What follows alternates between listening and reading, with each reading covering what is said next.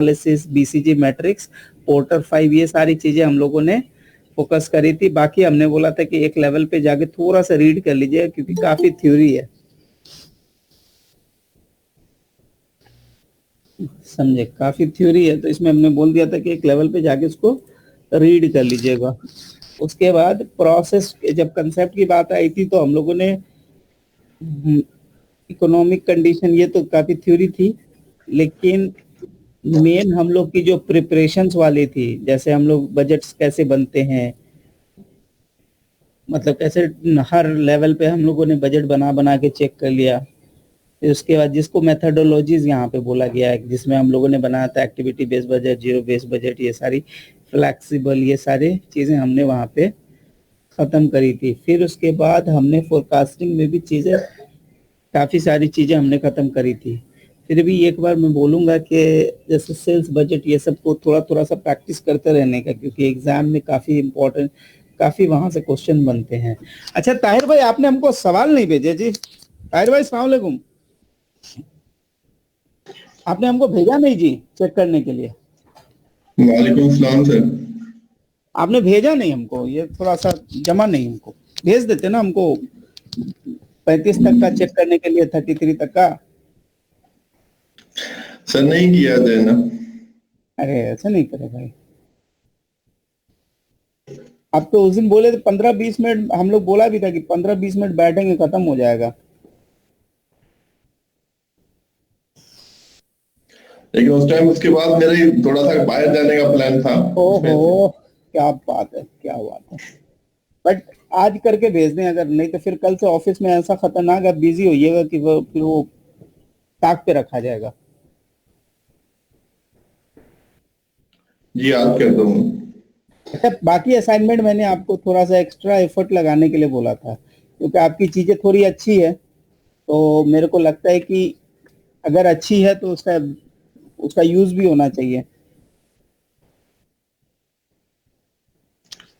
बाकियों पे सर लगाऊंगा एफर्ट। एक्चुअली ये ऑडिट के लिए चीजें प्रिपेयर कर लूं, फिर इंशाल्लाह सारी चीजें से रिकवर हो जाएंगी। नहीं नहीं, वो है नहीं, मैं अभी वो मैं एक्चुअल में क्या बोल रहा हूँ कि आपकी माशाल्लाह चीजें काफी अच्छी हैं, काफी कंट्रोल में है, ठीक है, which is acknowledgeable, I do acknowledge also.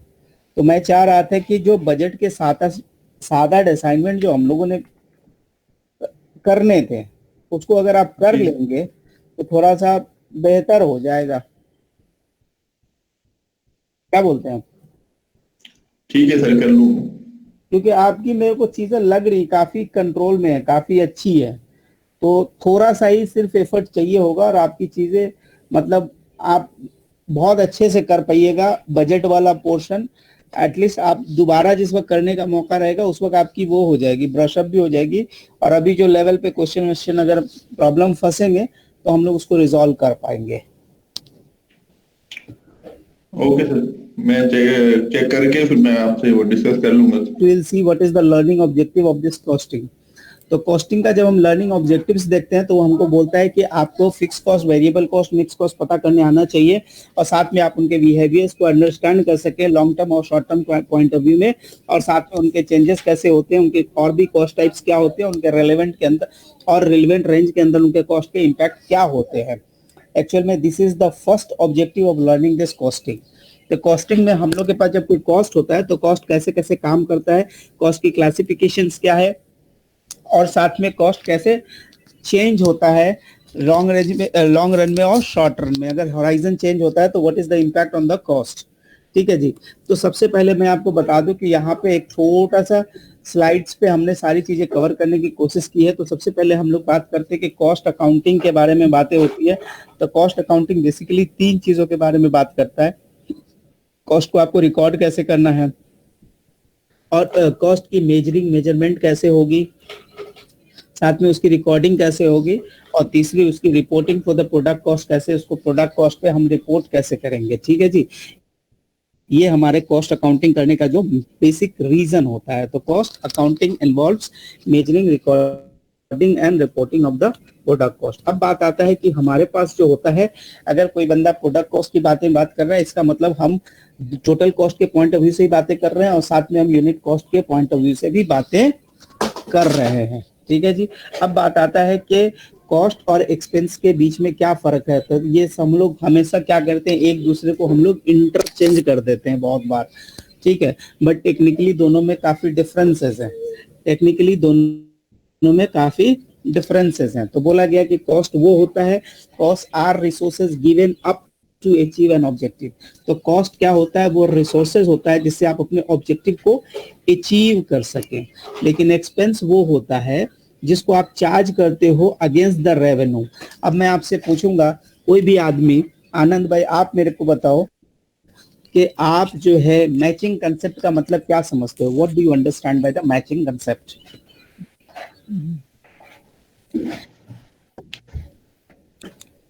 Revenue और एक्सपेंसेस। वो पीरियोडिकल एक मैचिंग होता है ताकि हमको सही करेक्ट नेट प्रॉफिट निकल सके, ठीक है।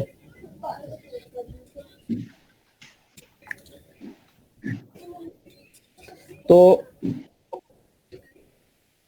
ये हमने सबसे पहले एक छोटी सी चीजें समझनी है कि हम लोग ये जो अकाउंटिंग काम करते हैं, अकाउंटिंग पीरियड में जब हम एक्सपेंस और जब हम रेवेन्यू और एक्सपेंस के बीच को जब हम मैच करते हैं तो वो हमारा कौन सा ये कंसेप्ट कहलाता है, मैचिंग कंसेप्ट कहलाता है। अब हमने सबसे पहले अभी तक हमने कॉस्टिंग पढ़ाई लिखाई की बातें स्टार्ट नहीं करी है। अभी सिर्फ हम आपसे ये समझना चाहते हैं कि आप क्या डिफरेंशिएट कर पाते हैं कि आपके पास कॉस्ट क्या होता है और एक्सपेंसेस क्या होता है। एक्सपेंसेस वो होता है जो आप रेवेन्यू के अगेंस्ट कॉस्ट चार्ज करते हैं, that is your expenses. Cost कुछ भी हो सकता है जिससे आप अपने ऑब्जेक्टिव को अचीव कर सकते हैं। कॉस्ट जो होता है वो एक्सपेंस का भी फॉर्म बन जाता है, दूसरा एसेट का भी फॉर्म ले लेता है, ठीक है। तो पहले वो कॉस्ट होता है, कॉस्ट का नेचर पे आप डिसाइड करोगे whether you are going to expense it और you will keep as a balance sheet item, ठीक है जी। अब बात आता है कि देखिए ये कॉस्ट क्लासिफिकेशन अगर आपने ये समझ लिया ना, आपकी जिंदगी के बहुत सारे मसले आज आसान होने वाले हैं, ठीक है। तो इसके लिए मैं 2 मिनट वेट कर रहा हूँ क्योंकि 2 बंदों ने मैसेज कर दिया है, ठीक है। 2 मिनट जस्ट वेट करता रहा हूँ क्योंकि वहां से हमारी रियल कॉस्टिंग स्टार्ट हो रही है। यार बताओ, आधे घंटे लेट हो जाएंगे, वो आते ही नहीं। बस आज वो उनका अनीस भाई लोग का पहला दिन है ना, बस है इस चैप्टर को पढ़ने का, वो पर्पस यहाँ पे सर्व हो जाता है कि एक्सपेंस का जो डिवीजन है बेस्ड ऑन द वेरिएबिलिटी कैसे कैसे वेरी करता है। उसके लिए बेसिकली हमारे पास 4 काइंड ऑफ एक्सपेंसेस होते हैं। क्या क्या होते हैं? 4 काइंड्स ऑफ एक्सपेंसेस होते हैं डिपेंड अपॉन द वेरिएबिलिटी, ठीक है जी। तो कॉस्ट क्लासिफिकेशन वाला ये वाला जो पिक्चर है ना, बहुत इंपॉर्टेंट पिक्चर है from this chapter point of view, from the costing point of view, ठीक है। तो इसमें हम बात करते हैं वेरिएबिलिटी के हिसाब से। तो नाम से ही पता चलता है कि वेरिएबिलिटी यानी वेरी करेगा और उसके बिहेवियर के हिसाब से हमको कॉस्ट क्लासिफाई करना है। तो बेसिकली यहाँ पे हमको 4 टाइप के कॉस्ट मिल सकते हैं। पहला फिक्स मिल सकता है, दूसरा वेरिएबल मिल सकता है, तीसरा सेमी मिल सकता है, चौथा स्टेप कॉस्ट मिल सकता है। तो सबसे पहले हमको कोई एक आदमी अपनी अंडरस्टैंडिंग से फिक्स कॉस्ट का मतलब बताएं। फिक्स कॉस्ट वो कॉस्ट है जो एक रिलेवेंट रेंज तक के चेंज ना हो, ठीक है, ठीक है। और जो बाद में एक लिमिट के बाद में जो है वो वेरिएबल की तरह काम करती है।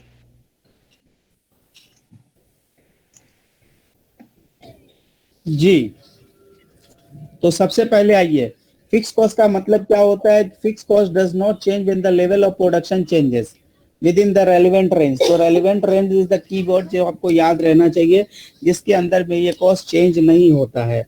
लेकिन साथ में बोला जाता है the total cost does not changes when the changes in the production volume, यानी 1 बनाओ, 5 बनाओ, 10 बनाओ, the cost is going to be the remain same. However, the cost per unit जो क्या होता है वो डिक्रीज होता है as the production increases and increase होता है when the production decreases।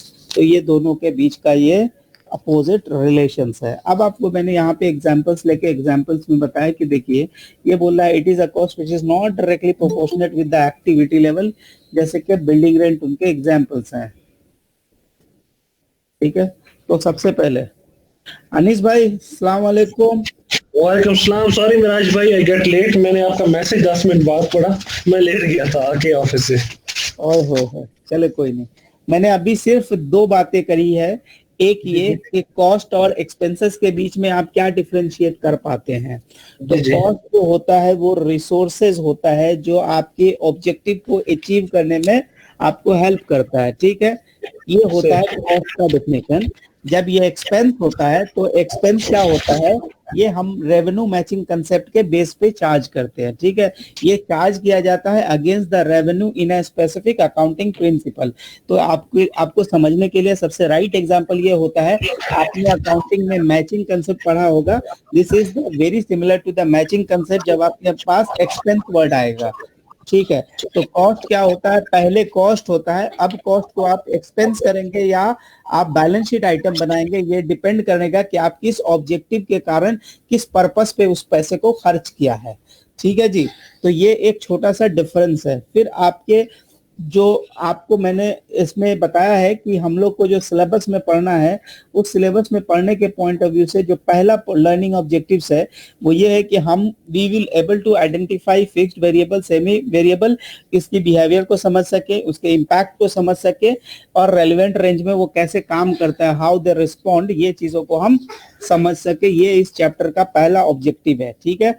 तो ये वाला जो पिक्चर है, ये पिक्चर को समझ लीजिए कि वो हम लोग बोल सकते हैं कि it's going to be the, इस चैप्टर के लिए तो इसको आप ये समझ लिए कि इंसाइक्लोपीडिया। अगर ये पोर्शन अच्छे से आपने समझ लिया तो आपको बहुत अच्छा सा मतलब अंडरस्टैंडिंग डेवलप होगा। तो आइए सबसे पहले हम लोग बात करते हैं cost division based on the behaviour.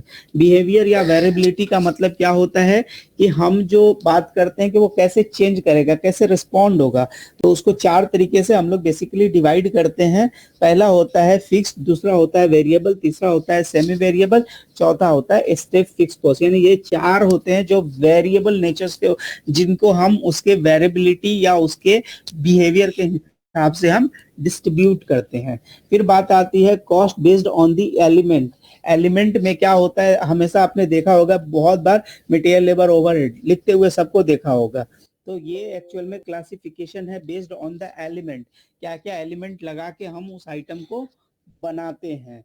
फिर बात आती है कि जी रिलेशंस के हिसाब से, तो प्रोडक्ट में वो आइडेंटिफिएबल है कि नॉन आइडेंटिफिएबल्स है। अगर वो आइडेंटिफिएबल है तो आप उसको डायरेक्ट बोलेंगे, अगर नॉन आइडेंटिफिएबल है तो उसको इनडायरेक्ट बोलेंगे। फिर बात आता है कि एट्रीब्यूट्स के हिसाब से, एट्रीब्यूट्स के हिसाब से या तो वो प्रोडक्ट होंगे, नहीं तो पीरियड कॉस्ट होंगे। अब बात आता है कि प्रोडक्ट कॉस्ट क्या होता है, तो आपको पता होना चाहिए कि जो हम लोग के बैलेंस शीट में जाके जाता है वो प्रोडक्ट कॉस्ट होता है, ठीक है। जब प्रोडक्ट कोई भी बनता है तो उसके जो कॉस्ट होते हैं वो सबसे पहले कहाँ जाते हैं जी, बैलेंस शीट में जाते हैं। फिर वहां से हम उसको मूव कराते हैं कहाँ पे, उसको हम मूव कराते हैं कॉस्ट ऑफ गुड सोल्ड पे, ठीक है। तो ये कॉस्ट बेस्ड कॉस्टिंग होती है, इसीलिए इसका नाम जो होता है पीरियड कॉस्ट या प्रोडक्ट कॉस्ट हो सकता है। फिर decision making point of view से बेसिकली चार तरह के कॉस्ट होते हैं। यहाँ पे मैंने तीन चीजों को कवर किया, बाकी आगे मैं एक कवर किया है मैंने। तो एक है रेलिवेंट, दूसरा नॉन रेलिवेंट, तीसरा अपॉर्चुनिटी कॉस्ट। तो ये सारी जो कॉस्ट होते हैं ये आपको पता होगा कि रेलिवेंट वो होता है जिससे आपके डिसीजन मैटर करते हैं, नॉन रेलिवेंट वो होता है जो आपके लिए डिसीजन मेकिंग के लिए उतने इंपॉर्टेंट नहीं है।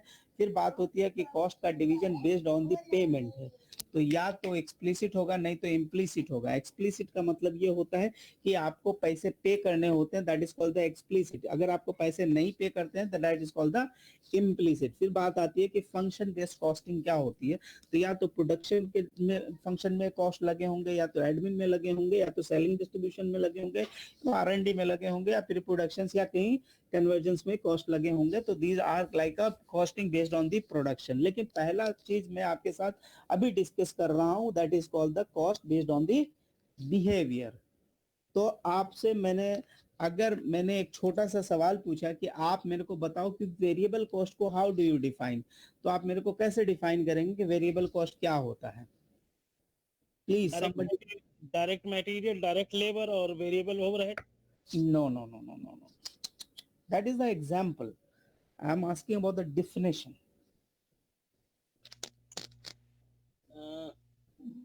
Which Variable cost is the cost which vary with the number of units increase or decrease. हाँ, this is the cost how they behave as the productions level changes। अगर production बढ़ गया तो बढ़ जाएगा, अगर घट गया तो घट जाएगा, दैट इज द ओनली। इसके एग्जांपल्स हैं सच एज है, मटेरियल है, लेबर है, ओवरहेड है, ये सारे उसके एग्जांपल्स हो सकते हैं। Variable overhead, not all overhead, only when the production is made. फिर बात होता है कि जो पर यूनिट वेरिएबल कॉस्ट होते हैं वो क्या होते हैं, अनचेंज होते हैं। ये इसका कीवर्ड है, अनचेंज होते हैं।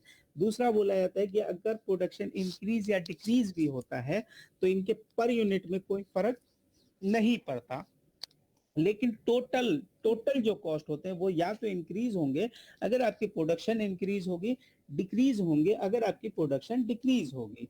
तो अभी आपके पास एक सवाल आता है कि देखिए हाउ दिस कॉस्ट का नेचर कैसे काम करता है, कैसे वो रिस्पॉन्ड करता है। आपने 0 यूनिट बनाया, कोई भी कॉस्ट नहीं लगा, ना कोई एवरेज कॉस्ट है, ठीक है। फिर आपने 1 यूनिट बनाया, 100 रुपया लगा, आपका एवरेज कॉस्ट इज 100। 2 यूनिट बनाया, मल्टीप्लाई हो गया, 200 हो गया, बट इसका एवरेज कॉस्ट इज 100। तो जब मैंने कहा कॉस्ट पर यूनिट सेम है, इसका मतलब है this is average going to be the remain same in all the scenario. ये हमारा एवरेज कॉस्ट हमेशा सेम रहेगा। अब बात आती है, हाँ जी ये टोटल इंक्रीज या डिक्रीज होगा। पहले मैं 5 बनाता था, if I decrease my production, अगर इससे मैं यहाँ ले गया प्रोडक्शन को तो मेरा टोटल कॉस्ट रिड्यूस हो गया। पहले मैं 3 बनाता था, now I increase my production from 3 to 5, इसका मतलब ये जो पहले 300 कॉस्ट होता था वो मेरा 500 का कॉस्ट हो गया। This is very simple. ये आपको सिर्फ समझने के लिए होता है, एग्जाम के ऐसे क्वेश्चंस होते हैं, आपको सिर्फ देख के बताना होता है कि weather it is a fixed और वेरिएबल, सिंपल टाइप के क्वेश्चंस होते हैं। नेक्स्ट लेवल पे हम लोग आगे पढ़ेंगे। यानी इसका मतलब क्या होता है, ये प्योरली डिपेंड करता है किसके ऊपर, प्रोडक्शन पे। साथ में क्या बातें हो गई जी, एवरेज फिक्स कॉस्ट क्या होता है जी, रिमेन सेम होता है। अब मैं यहाँ पे बातें बोल रहा था कि देखिए ये हमारे कॉस्ट चेंज होते हैं जैसे जैसे हम अपने प्रोडक्शंस को बढ़ाते हैं, लेकिन हमारे एवरेज कॉस्ट रिमेन सेम होते हैं क्योंकि उनमें कोई फर्क नहीं पड़ता। जैसे ही आपने पहली यूनिट बनाई, आपका कॉस्ट 100 आ गया, दूसरी भी बनाई फिर भी 100 आ गया, तीसरी बनाई फिर 100 आ गया, चौथी बनाई फिर 100 आ गया। इसका मतलब होता है एवरेज में कोई फर्क नहीं पड़ता है। जो फर्क पड़ रहा है वो किस में फर्क पड़ रहा है जी, उसके टोटल में फर्क पड़ रहा है। अब बात आई है कि फिक्स के बारे में। फिक्स बोलते हैं कि जो चेंज नहीं होता है with the changing the level of production, ठीक है। बट प्रोडक्शन का क्राइटेरिया है with in the relevant range, क्योंकि आप लिमिट के बाहर नहीं जा सकते। आपकी एक कैपेसिटी होगी, उस कैपेसिटी के अंदर में ही आपके कॉस्ट फिक्स्ड होंगे। अगर आपने कैपेसिटी एक्सीड कर लिया, इसका मतलब होता है कि आपके फिक्स कॉस्ट चेंज होने वाले हैं। इसका मतलब ये बोल रहा है total fix cost does not changes when the change in the production volume. Production volume अगर चेंज हो गए तो टोटल कॉस्ट चेंज नहीं हो रहा है, बट पर cost is getting increase and decrease. अगर आपके प्रोडक्शन इंक्रीज हुए तो कॉस्ट डिक्रीज होता है, अगर आपकी प्रोडक्शन डिक्रीज हुई तो आपके कॉस्ट इंक्रीज हो जाते हैं। इसका मतलब होता है it is not directly proportionate with the activity level, यानी कि example building rent, there is no relation, सामने से ही है, इसका कोई फर्क नहीं पड़ता। अब बात आती है जी, 1 यूनिट बनाओ 5, 2 यूनिट बनाओ 1000, 3 बनाओ 1000, 4 बनाओ 1000, 5 बनाओ 1000, but see the average cost is getting reduce the moment you start producing मोर। अब उल्टा जाए, जैसे मैं 5 पे बना रहा था, now I wanted to produce 2, जैसे मैं 2 पे जाऊंगा, when I wanted to produce 2, इसका मतलब मेरा average cost will get increased. तो ये मेरे को समझना बहुत जरूरी है, ठीक है जी। अब बात आती है कि मिक्स्ड कॉस्ट या सेमी वेरिएबल कॉस्ट क्या होता है। मिक्स्ड कॉस्ट वो होता है जिसके अंदर दोनों आइटम होते हैं, जिनके अंदर दोनों आइटम होते हैं। इसके एग्जांपल्स होता है लाइक द टेलीफोन। टेलीफोन में क्या होता है, एक लाइन का मीटर चार्जेस होता है, साथ में कॉल चार्जेस भी होता है, meter charges plus call charges, ठीक है जी। अब बात आती है कि देखिए हमने यूनिट बनाया, टोटल कॉस्ट चेक करा, देखिए मीटर रेट मैंने रखा था 200 रुपया, कंज्यूमेबल का कोई कॉस्ट नहीं है। फिर जैसे ही हमने पहला यूनिट बनाया, यहाँ पे कंजम्पशन कॉस्ट 50 रुपया है, इसका मतलब हमारा total cost is going to be 250। फिर मैंने दूसरी यूनिट बनाई, माई फिक्स कॉस्ट इज 200, अब मैं 50 को 2 से मल्टीप्लाई किया तो मेरा 100 कॉस्ट क्या आ गया जी, 100 आ गया, यानी my total cost is 300। Same way when I increase my production to 3, अब मैंने 3 से मल्टीप्लाई कर दिया क्योंकि ये मेरा पर यूनिट कॉस्ट है, इज गोइंग टू बी 150 और प्लस 200, इसका मतलब ये 350 मेरा कॉस्ट आ गया। तो जब ये लाइन प्लस ये लाइन, ये दो लाइन का जब रहता है,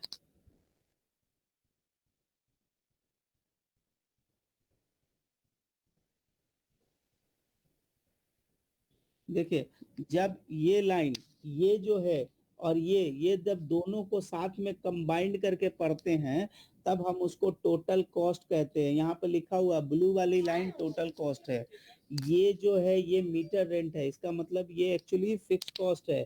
और ये नीचे वाली जो लाइन है वो मेरा कंजम्पशन कॉस्ट है।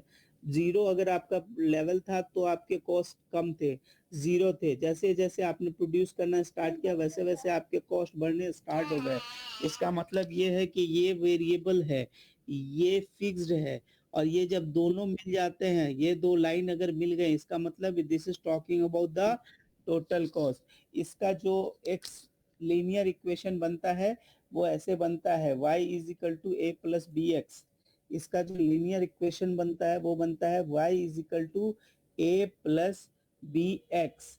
अब हम अपने इस एग्जांपल में a किसको बोलेंगे, a बोलेंगे मीटर रेंट को जो कि मेरा 200 है, b किसको बोलेंगे, b जो है मेरा 50 है, और x किसको बोलेंगे, x जो हमारा यूनिट कंजम्पशन है। तो इस तरह से हम इसको डिफाइन कर सकते हैं। टोटल कॉस्ट में, मिक्स कॉस्ट में जब टोटल कॉस्ट होता है वो इस तरह होता है, fix cost plus variable cost. अब बात एक बार आती है जी कि स्टेप फिक्स कॉस्ट क्या होता है। तो देखिए, हमने मान लो कि एक सुपरवाइजर रखा हुआ है 10 स्टाफ पे, ठीक है। तो जैसे ही 11वां स्टाफ होगा, I have to increase the supervisor, 11वां के लिए हमको सुपरवाइजर चेंज करना पड़ेगा, ठीक है। ये एग्जांपल हो जाता है remain constant up to the certain level of the activity when it's increases instantly we will remain constant up to the certain level then it's increase instantly so on. इसका मतलब ये होता है कि एग्जांपल था एक सुपरवाइजर अप टू 10, यानी एक बंदा यहाँ से 5 बंदे तक को वो संभाल सकता है। एक बंदा 4 बंदे की सुपरविजन कर लेता है। जैसे ही वो 5वां बंदा आप हायर करते हो, अब सुपरविजन का कॉस्ट क्या हो जाएगा जी, 2 से मल्टीप्लाई हो जाएगा, यानी कि 2000। 2 सुपरवाइजर अब आपको लगेंगे, एक सुपरवाइजर से काम नहीं चलेगा। इसका मतलब है up to 4 unit this is the cost. जैसे ही आप 5वां स्टार्ट किया, यानी ये पॉइंट पे जैसे ही आप लाए, आपका कॉस्टिंग चेंज हो गया, आपका कॉस्टिंग चेंज हो गया। तो ये क्या होता है, that is called the step fixed cost. तो यहाँ तक अभी तक जो हमने सिर्फ कॉस्ट के क्लासिफिकेशंस के बारे में डिस्कस करी है, इस पे अगर कोई डाउट है तो मेरे को बताएं। आनंद भाई बताओ। हाँ मीराज भाई। कॉस्ट क्लासिफिकेशंस जो फर्स्ट है बिहेवियर वाइज, इसमें कुछ मसले हैं तो बताएं। अभी तक तो क्लियर है। चलें, अभी एक छोटे से सवाल। डायग्राम हाँ, क्या बोल रहे हैं, बोलिए। वो कॉस्ट क्लासिफिकेशन आप वो पहले एक डायग्राम शो जी किया जी ना। हाँ जी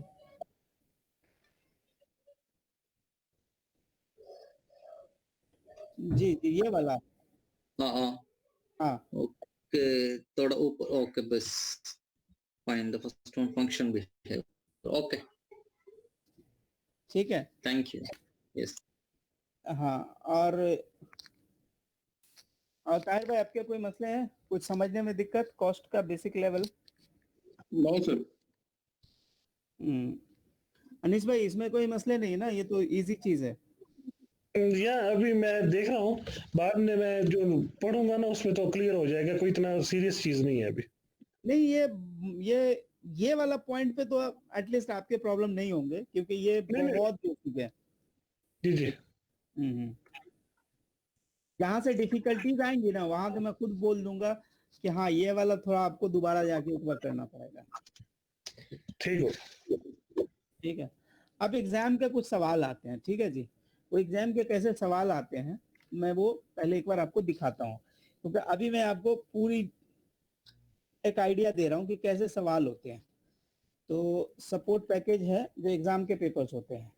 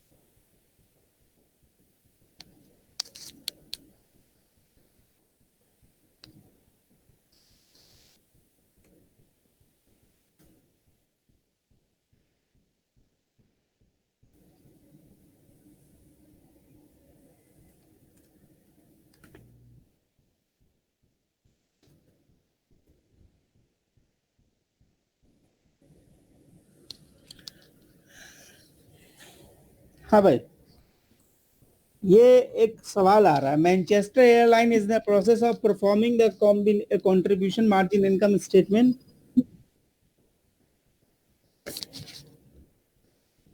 ये हमसे पूछ रहा है कि एक बंदा है, जो अभी हमने चीजें पढ़ी हैं उसके बारे में बात हो रही है। अभी देखिए, बोला Manchester airline is the process of preparing the contribution margin income statement that will allow the detail look in its variable cost and the profitability of the operation. Which of the following cost combinations should be used to evaluate the variable cost per flight?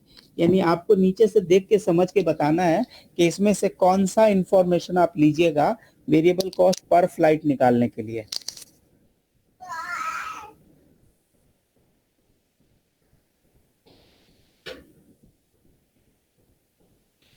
भी होना चाहिए भाई। पता नहीं, हम सब बंदे बताएंगे ना।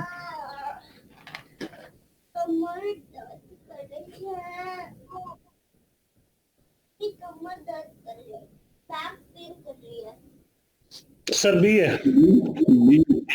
अच्छा, इसको पढ़ लेते हैं ना। एक तो क्रू की सैलरी, तो क्रू की जो सैलरी होती है उसको नंबर ऑफ फ्लाइट से मतलब नहीं होता, उनकी मंथली पे आउट होती है। ठीक है जी, इसका मतलब है कि ये फिक्स्ड है। इसके अंदर एक आइटम क्या है, फिक्स्ड है। अब इसमें देखिए, fuel, food service, air landing charges, ये जो है fuel, foods and air landing charges जो हैं, ये एक्चुअल में फ्यूल तो वेरिएबल है, food service number of passengers के ऊपर है, और airport landing charges number of landings के ऊपर ये होते हैं, क्या होते हैं, डिपेंड करते हैं। फिर बात आती है जी एरोप्लेन का डेप्रिसिएशन। आपको भी पता होता है कि डेप्रिसिएशन जो होता है वो एक तरह का क्या होता है जी, फिक्स कॉस्ट होता है, उसको पर यूनिट से कोई मतलब नहीं होता, उसका जो नेचर है। दूसरा है बैगेज हैंडलिंग, ये वेरिएबल होता है। एयरलाइन का मार्केटिंग जो होता है ये वेरिएबल नहीं होता, इसको नंबर ऑफ पैसेंजर से कोई फर्क नहीं पड़ता है। ठीक है जी। फिर बात आया नीचे का communication system operation. Communication system operation, आपको नहीं लगता कि एक बड़ी सी कोई खर्चे होंगे, ठीक है, और उसको नंबर ऑफ पीपल से कोई फर्क नहीं पड़ेगा। इसका मतलब हम लोग के आंसर्स होंगे बी। ये आपके आंसर बनेंगे जी बी। ताहिर भाई आप बताएं, ये वाली चीजें बताएं, क्या बोला, विच of the not would be included in the manufacturing cost? Which one of the following item would not be considered the manufacturing cost? आप अपने लॉजिक से बताएं। इसका भी भाई बी होना चाहिए, देखें, बताएं। क्योंकि सेल्स कमीशन तो मैन्युफैक्चरिंग कॉस्ट में आता ही नहीं।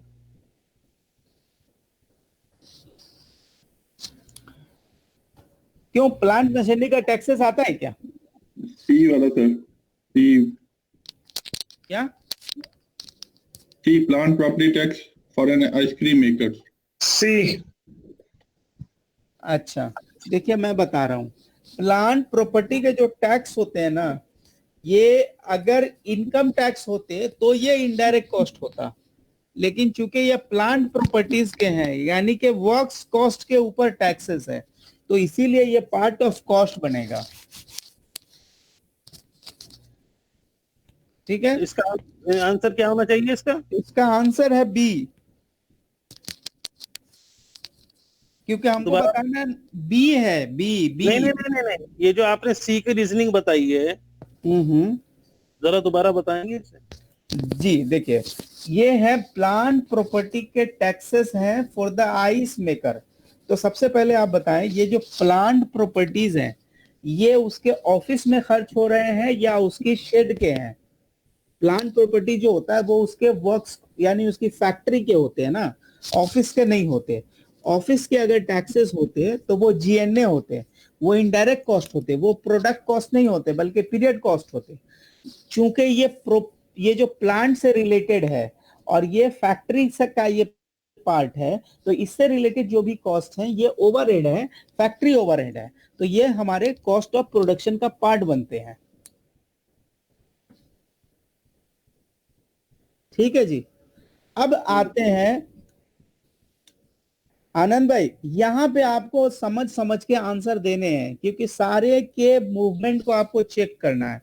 ये 3 लेवल ऑफ प्रोडक्शन है, 3 लेवल ऑफ प्रोडक्शंस में you have to check the movement of cost and then you have to tell me कि what kind of expenses it is.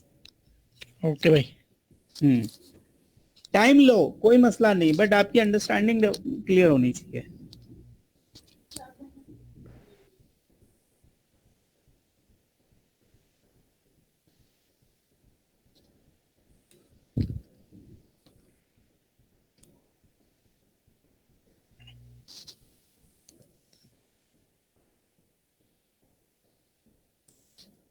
Anees भाई copy कलम लेके बैठे हैं ना, कैलकुलेटर?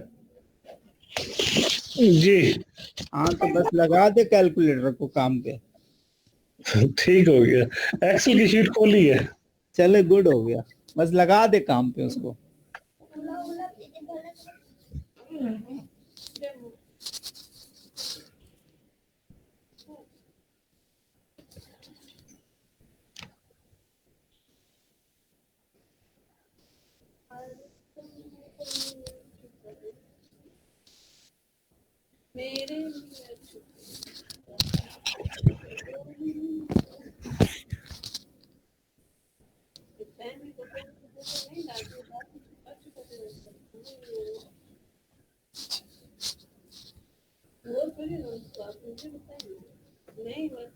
बताएं बताएं।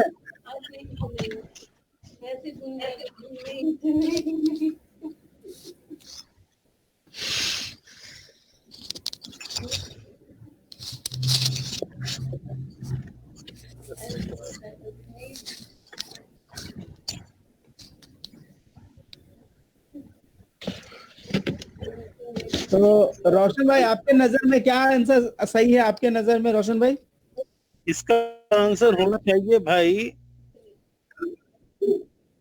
लेकिन आपको आंसर हमको समझाना पड़ेगा, तभी मैं आपके आंसर से इत्तेफाक रखूंगा।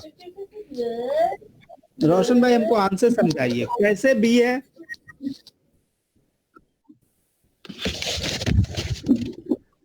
गूगल पे इसका आंसर है तो गूगल को यूज ना कर।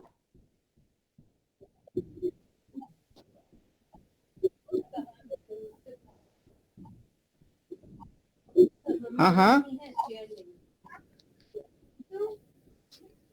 तो क्या कॉस्ट आएगा? रोशन भाई बी तो है नहीं इसका, ये तो फैक्ट है।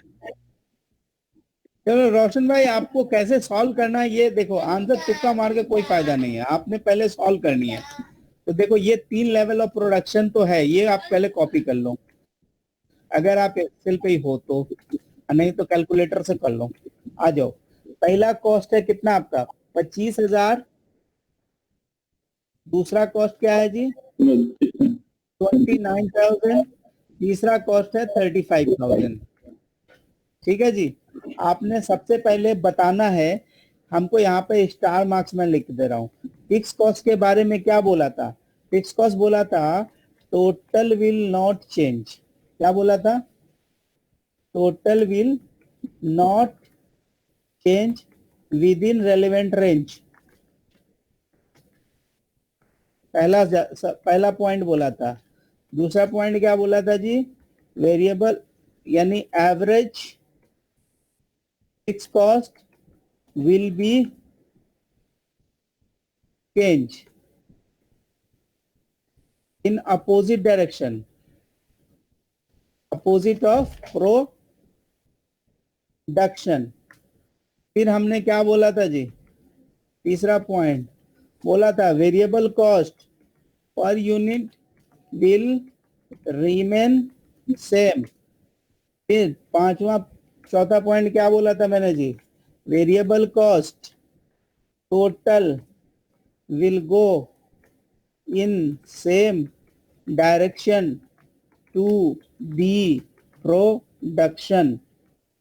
ठीक है, ये 5 जो होते हैं ना, इसको एकदम समझ लीजिए कि यही 5 जो चीजें जो आपके आंसर को करने में आपकी मदद करेंगे. तो ये यूनिट लेवल है. ठीक है जी. तो सबसे पहले टोटल वाला पॉइंट पे ये डिस्क्वालीफाई हो गया क्योंकि total is getting change. Total is getting change. अब मैं निकालता हूं एवरेज. क्या निकालूंगा जी? एवरेज.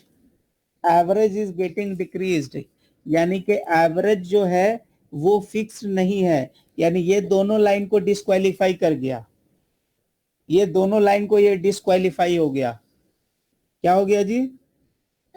ना ये टोटल कॉस्ट फिक्स्ड है, ना ये variable cost per unit fixed है. ठीक है, तो यानी ये क्या हो गया? डिस्क्वालीफाई हो गया. यानी इसका कोई नेचर जो होगा वो कुछ और होगा. वो जो कुछ और होगा उसको हम बोलेंगे सेमी वेरिएबल. उसको हम क्या नाम देंगे जी? इस ए के सामने हम क्या लिखेंगे जी? Semi variable. इसका नेचर क्या हो जाएगा? सेमी वेरिएबल हो जाएगा.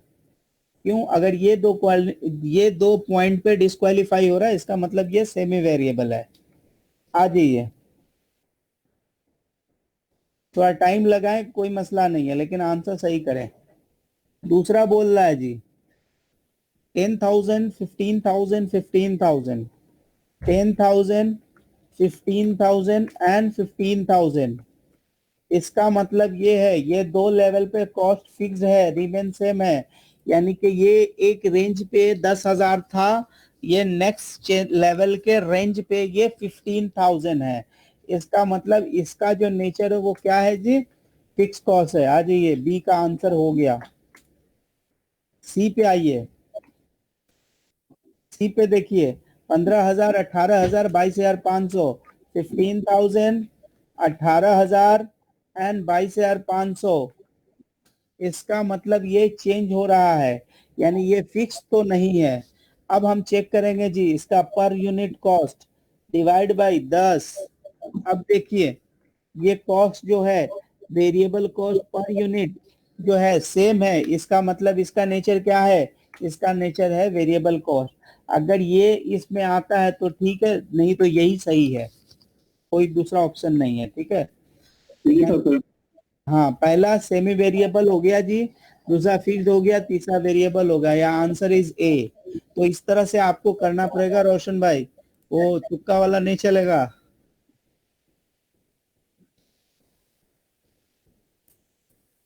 आनंद भाई आप नहीं कर पा रहे हैं? हाँ हाँ महेश भाई, हाँ, इसमें दिक्कत क्या थोड़ा हुआ? प्रॉब्लम. ये मतलब प्रिंसिपल आप समझ गए थे ना? प्रिंसिपल आपको हाँ पता है ना? प्रिंसिपल. हाँ ये 4 लाइन में डाउट नहीं है. नहीं. ये 4 लाइन का एप्लीकेशन आप पहली बार कर रहे हो हाँ तो चलेगा, लेकिन आपको प्रिंसिपल सही याद होना चाहिए. प्रिंसिपल याद है, यू कैन आंसर. ओके भाई. और यही 4 लाइन आपको याद रखने हैं इस सेक्शन पे. क्लासिफिकेशन लेवल पे तो इतना याद रखने हैं बस. ओके महेश भाई. तो आपके पहले दो सवाल थे वो एक बेसिक अंडरस्टैंडिंग के थे, लेकिन एग्जाम में ये सवाल आते हैं. यानी अगर आप एग्जाम के बारे में पूछोगे then I can simply say that कि ये सवाल एग्जाम में दे कैन आस्क, क्योंकि इसके ऊपर काफी क्वेश्चन है. अब बोला है कि बताएं which of the following refer to the cost that remain same in the volume of activity increase decreases within the relevant range. सबसे पहला सवाल पूछ रहा है क्या? पहले बोल रहा है कि which of the following refers to a cost cost that remain same as the volume of activity decreases within the relevant range. तो पहले सवाल को समझें. ये बोला कोई कॉस्ट है जो सेम रहेगा with in the relevant range decreases within the volume decreases in the relevant range. अब हम अपने मर्जी से कोई आंसर नहीं करने वाले हैं. हमको जो आंसर करना है ये ऑप्शन से करना है. हमारा जो आंसर होना चाहिए वो इस ऑप्शन से होना चाहिए. तो हमारे मन में अगर कोई ख्याल भी आ रहा है then we have to keep wait, we have to find the option first. तो मेरे मन में तो ख्याल आ रहा था कि I can simply say the total fix cost, but in this option there is no total fix cost, so we have to wait to read the question. तो ये इसमें से कौन सा कॉस्ट है. अब फिर आ जाओ, आपसे फिर बोलूंगा ये प्रिंसिपल एक बार रीड करो. Fix cost will total not change within the relevant range, पहला लाइन. दूसरा, average fix cost will change in opposite direction of production. तीसरा point, variable cost will remain same per unit. चौथा point, variable cost total will go in the same direction of production. ठीक है. इसका मतलब ये सवाल जो पूछ रहा है, ये सवाल कोई भी सवाल पूछ रहा है कि हमको सेम यानी रिमेन सेम वाला सवाल है, तो या तो रिमेन सेम ये दो में से कोई एक होगा. अगर यहाँ पे टोटल फिक्स कॉस्ट नहीं है, इसका मतलब क्वेश्चन इज आस्किंग, बोल दे भाई variable cost per unit. Question is asking tell me variable cost per unit. So I will say that variable cost per unit is going to be remain same in the relevant range. So मेरा answer इस तरह से होना चाहिए. When you are answering, आपको logic पता होना चाहिए. अनीस भाई, आप इस क्वेश्चन को पकड़े थे? नहीं, अभी इसकी समझ नहीं आई थी. एक क्वेश्चन समझ आ गया था लेकिन आंसर का समझ नहीं आ रही थी. लेकिन आंसर के लिए ये 4 पॉइंट है. नहीं, वो समझ आ गया मुझे, अभी देख लिया मैंने. यही 4 पे सारा खेल है. आज का जो सेक्शन है ये 4 लाइन पे खेल है. ओके. पहले आपको मैं 5 मिनट सबको देता हूं. ये सवाल को आंसर करने हैं आपने. सवाल नंबर 5 को.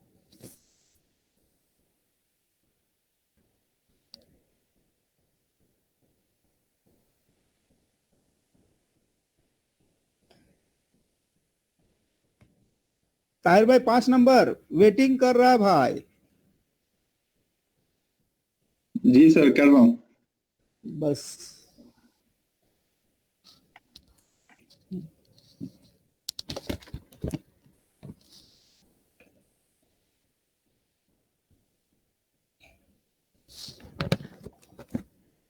कोई वीबीए लिख दें, सब सवाल को आंसर कर दे.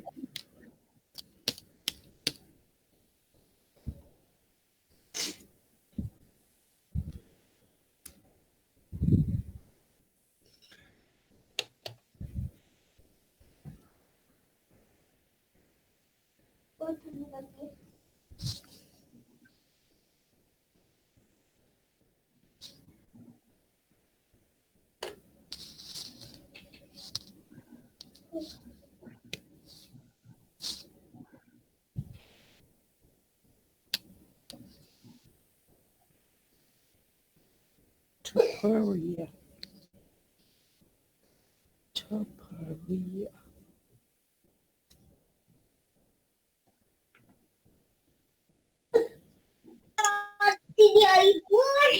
Answer.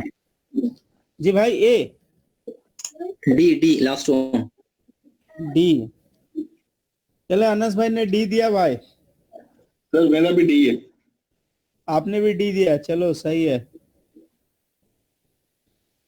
सही है मतलब अभी मैंने सही नहीं बोला है, वो सही है, बस खाली एक्नॉलेज्ड सही है.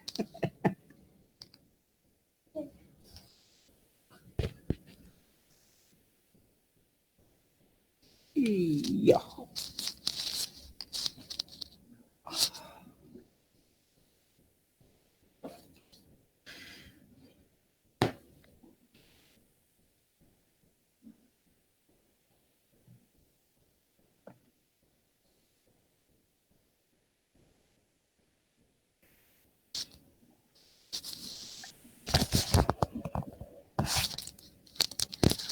आनंद भाई दियो भाई.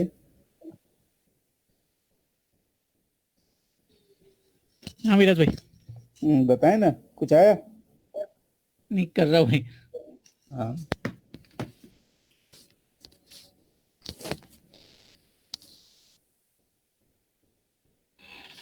ठंडी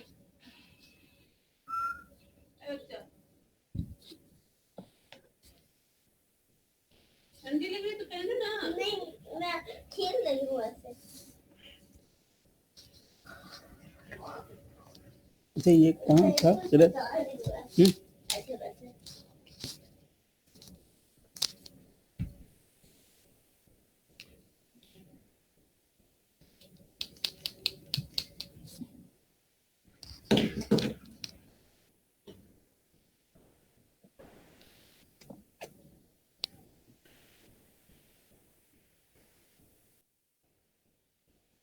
तो देखिए हमने इस सवाल को यहाँ पे कॉपी कर लिया।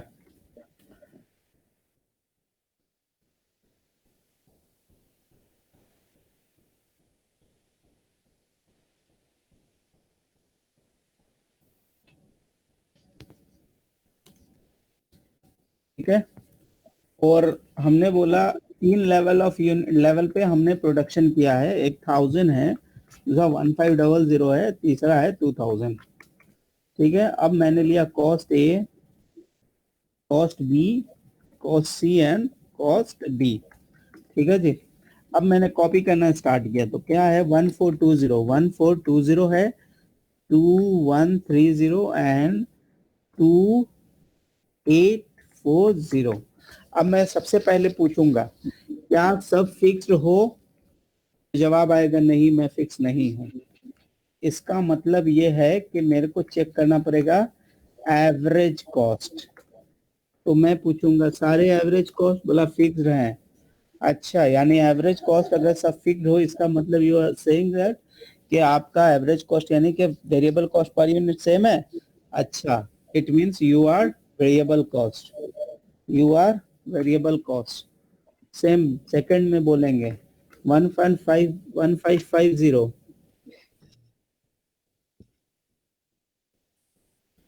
1550 2200 2900। इसका मतलब बोलूंगा हाँ जी भाई आपका क्या है सब फिक्स्ड है? बोले नहीं। Let's see, variable cost check करता हूँ, एवरेज कॉस्ट चेक करता हूँ। बोला एवरेज कॉस्ट, बोला चेंज हो गया। इसका मतलब ये क्या है, ना ये फिक्स्ड है ना ये वेरिएबल है, इसका मतलब ये सेमी वेरिएबल है। क्या है जी? सेमी वेरिएबल है। तीसरा सवाल 1000। अच्छा, यानी you are same in all the level. Okay, it means आप फिक्स हो। No need to calculate variable cost per unit because you got the answer in the beginning 1630 2445 3260। Okay, you are not fixed initially क्योंकि आपका सब cost change हो रहा है। Then I will ask okay what is the average cost? तो this is the average cost. तो मेरा average cost is same, यानी फिर I will go to the principle, I will ask which one, my answer comes okay variable cost per unit remain same in the remain same. इसका मतलब इसका nature क्या है? Variable है। सो इस combination को यहाँ पे तलाशना है। Variable cost semi variable fixed variable, यानी कि जिसने भी डी दिया था सबने सही आंसर किया था भाई। आनंद भाई बोलो हाँ भाई, विराट भाई। इस पे कोई मसले हैं तो बोलो आप, क्योंकि this is very important to know nature नहीं इज भाई, द। हाँ जी बोलिए। एप्लीकेशन में ही प्रॉब्लम आ रहा है थोड़ा, वो प्रैक्टिस से आ जाएगा। नहीं मैं अभी एक बार बोलूंगा, I will explain it again, but थोड़ी सी आपको कैलकुलेटर पे कर रहे हो, एक्सेल पे कर रहे हो, जिस पे भी करो मिराज भाई एक दफा प्रिंसिपल्स दिखा दो दोबारा। एकदम एक एक चीज को ध्यान दें। पहले मैं आपसे एक बार फिर प्रिंसिपल पढ़वाता हूँ। Total fix cost will remain change within the relevant range. ठीक है, दूसरा वेरिएबल कॉस्ट अगर है तो वो क्या होता है? पर यूनिट सेम होता है, यानी एवरेज वेरिएबल कॉस्ट क्या होता है जी? सेम होता है। ये दो लाइन याद रखने का है। अब आइए कॉस्ट नंबर 1 पे आए। This is the cost line ना, ये मेरा कॉस्ट लाइन था पहला। तो जब मैं कॉस्ट लाइन 1 पे आया तो मैंने क्या बोला, सब चेंज हो रहा है, इट इज नॉट फिक्स्ड। इसका मतलब ये पहला वाला लाइन ये फिक्स नहीं है, क्योंकि फिक्स क्या बोलता है, will remain same in the relevant range. ठीक है, तो यानी कम से कम 2 लेवल पे फिक्स देता, then I would have said that okay यार ये फिक्स्ड है, क्योंकि 2 लेवल पे भी ये चेंज नहीं हो रहा, इसका मतलब ये फिक्स्ड तो नहीं है। अब ये वेरिएबल है या वेरिएबल नहीं है, इसके जानने के लिए we need to calculate the average cost. मैंने एवरेज कॉस्ट निकाला तो एवरेज कॉस्ट इज 1.42। इसका मतलब एवरेज कॉस्ट पर यूनिट अगर फिक्स्ड है, एवरेज कॉस्ट पर यूनिट अगर सेम है, इट्स नॉट चेंजिंग, इसका मतलब ये वेरिएबल है। इसका मतलब क्या है जी, दिस इज वेरिएबल। अगर average cost per unit is not getting change और सेम, इसका मतलब दिस इज वेरिएबल। अब बात आता है, तो हमने लिख दिया हाँ इसका नेचर वेरिएबल है। अब मैं आ गया कॉस्ट लाइन बी पे, कोई दूसरा टाइप होगा, वहां पे मैंने देखा 1550 2200 2900। इसका मतलब ये फिक्स्ड तो नहीं है, because this is not showing fixed. तो ये फिक्स्ड नहीं है, तो पहला लाइन ऑप्शन कट गया, now it is not fix. Now second option is what, I have to check whether it is a variable और नॉट। तो फिर मैं बोला अच्छा वेरिएबल कॉस्ट के लिए मेरे को एवरेज कॉस्ट फिक्स चाहिए, एवरेज कॉस्ट फिक्स होना चाहिए। Average cost is not fixed here, इसका मतलब ये ना ये फिक्स्ड है ना ये वेरिएबल है, बल्कि ये सेमी वेरिएबल है, बल्कि ये सेमी वेरिएबल है। अब आता है cost line number C. Cost line C में बोलता है जी कॉस्ट है 1000 और तीनों लेवल पे 1000 है। इसका मतलब ये पहला ही लाइन में बोल दिया भाई I am fix because I am not getting changes. तो इसका मतलब ये सी का जो नेचर हो गया वो फिक्स्ड हो गया। अब आते हैं तो प्रोडक्ट लाइन डी पे, यानी कि कॉस्टिंग डी पे।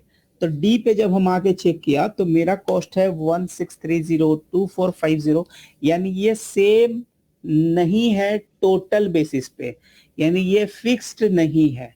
अब अगर ये फिक्स्ड नहीं है, इसका मतलब I have to check the average cost. अगर एवरेज कॉस्ट सब में सेम है, इट इज वेरिएबल। अगर एवरेज कॉस्ट सेम नहीं होता तो हम बोलते हैं ये सेमी वेरिएबल है। ठीक है अनीस भाई, ठीक हो गया राज भाई, थैंक यू। देखिए ये सवाल मैं इसलिए करवा रहा हूं ना, क्योंकि ये सवाल बहुत इंपॉर्टेंट है, कहीं भी आपसे पूछ देंगे, और अगर आप आसानी से सवाल समझ जाएंगे ना तो आप इंटरप्रेट अच्छे से कर पाएंगे, उसको आंसर कर पाएंगे। चलिए ये वाली लाइन को थोड़ा पढ़ने की कोशिश करें। Robert Johnson is the manager of the Civil Well Inn, one of the chain of the motels located throughout the United States. The example of the operating cost at is the semi-variable. That is semi-variable. तो semi-variables के हमसे वो examples पूछ रहे हैं based on the given information. तो हम information को भी यूज करने वाले हैं, इसमें से बताना है, कोई अपने मर्जी से नहीं बताना है। तो सुने, सिक्योरिटी गार्ड की जो सैलरी होती है ना अनीस भाई, 99% केसेस में फिक्स्ड होती है। ठीक हो गया, आगे आ जाए, बी है।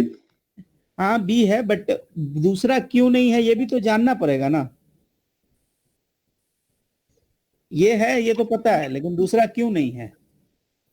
ओके, ठीक है, दूसरा बोलता है पोस्टेज फॉर रिजर्वेशन कंफर्मेशन। तो ये इसका नेचर क्या है, जैसे जैसे उसका कॉस्ट रिजर्वेशन होगा ना, जब जब रिजर्वेशन कंफर्म होगा उसका कॉस्ट बनेगा।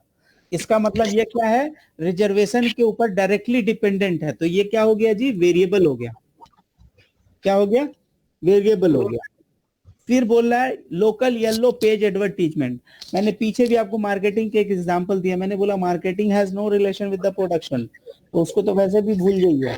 अब भाई ये जो है हमको सामने से ही लग रहा है कि ये फिक्स्ड है, तो इसमें इलेक्ट्रिसिटी ही एक ऐसा एग्जांपल्स है जिसको हमने पीछे इनकॉर्पोरेट भी किया। इलेक्ट्रिसिटी टेलीफोन जो होता है that is kind of example of semi variable plain language में, क्योंकि उसमें क्या होता है, एक स्टैंडिंग चार्जेस होते हैं प्लस उनके ऊपर हमको क्या देना पड़ता है जी, वेरिएबल कॉस्ट देने पड़ते हैं बेस्ड ऑन दी कंजम्पशन। तो हमारा आंसर जो आएगा जी वो आएगा डी आएगा। क्लियर, क्लियर हो गया। राज भाई, सेमी वेरिएबल की जरा सी डेफिनेशन एक दफा रिवाइज कर दें। देखिए सेमी वेरिएबल जो है ना वैसे कॉस्ट होते हैं जिनमें सेम टाइम में एक ही टाइम में फिक्स्ड भी होंगे और वेरिएबल भी होंगे। ठीक हो गया, समझ आ गया, क्योंकि ये मैं होटल लाइन से हूँ तो मुझे अच्छा लगा है ये समझ, कंसेप्ट थोड़ा क्लियर हुआ है। चलिए गुड, थैंक यू जी। बट आपके Whereas ऐसे भी, जी जी बोले।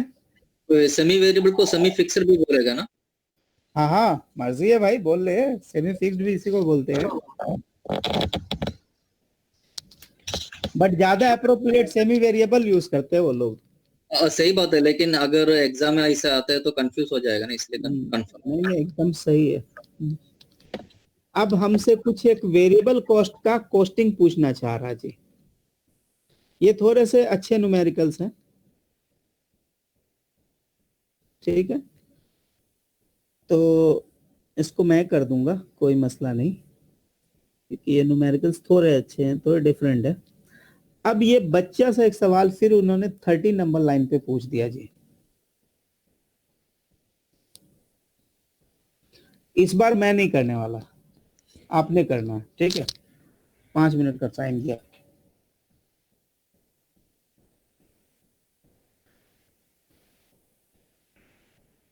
Please do it sir.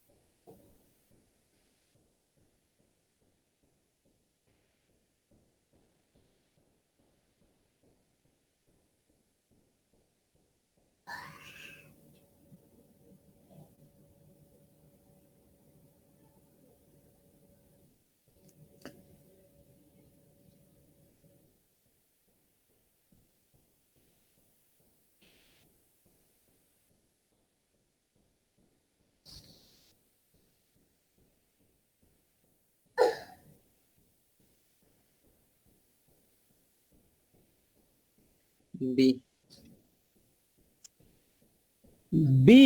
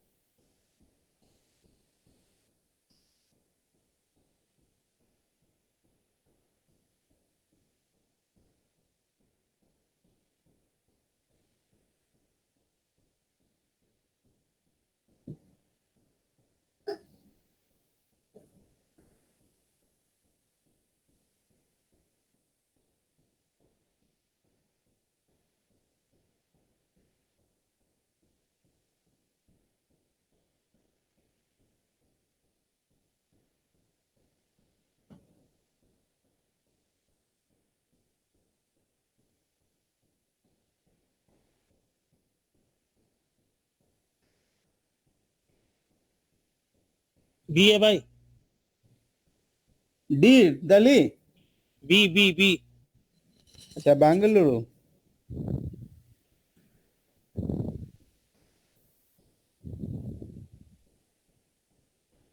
D है भाई। D, D for Delhi.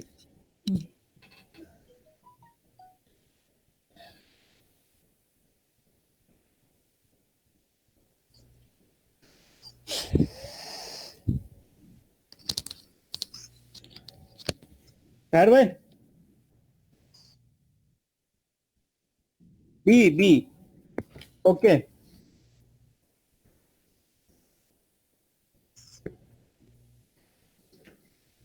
चलते हैं, 1 मिनट लगेगा करने में, ज्यादा कोई मसले नहीं है। Let's do it. ABCD में फिर वो रह जाएंगे।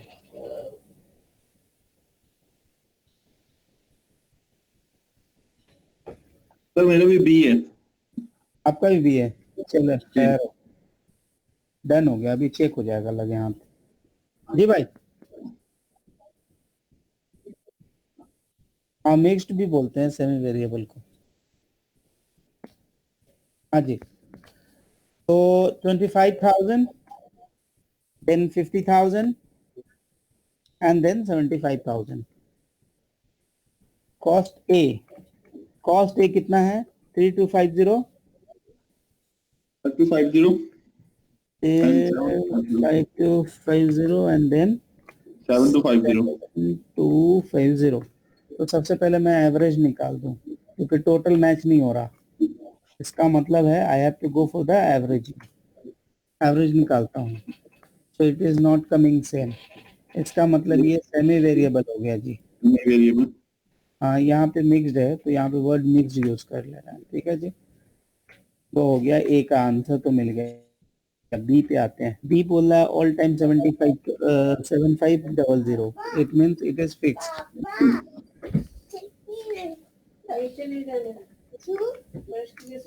Fixed 6 2750 5500 5500 and then 8250। 8250। It's not same, so I'll go for the second level test। second level test, ठीक है। दैट केमिस्ट्री वाले लोग को पता होगा, लिटमस टेस्ट होता है। तो ये सब पे सेम आता है, इसका मतलब इट इज अ वेरिएबल। अब आते हैं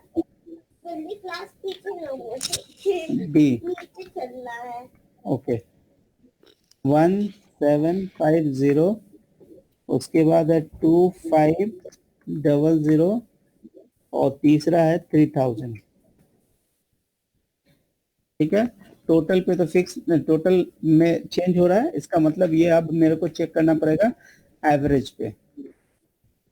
तो when I see for the average, average जो होता है वो चेंज हो रहा है। इसका मतलब क्या है जी?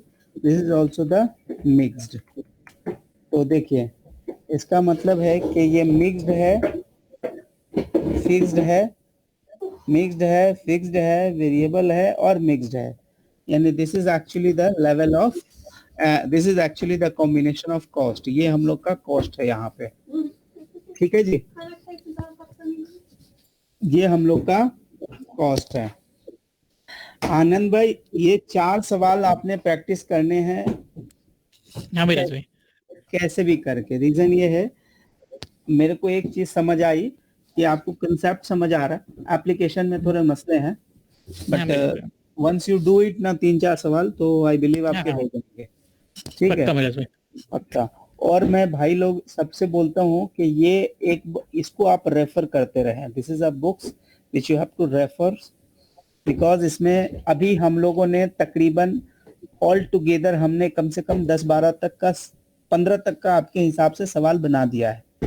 ठीक है, इफ यू ट्राई अंटिल 15, तो आपको जो पढ़ा है उसको आपको अप्लाई करने का मौका मिलेगा।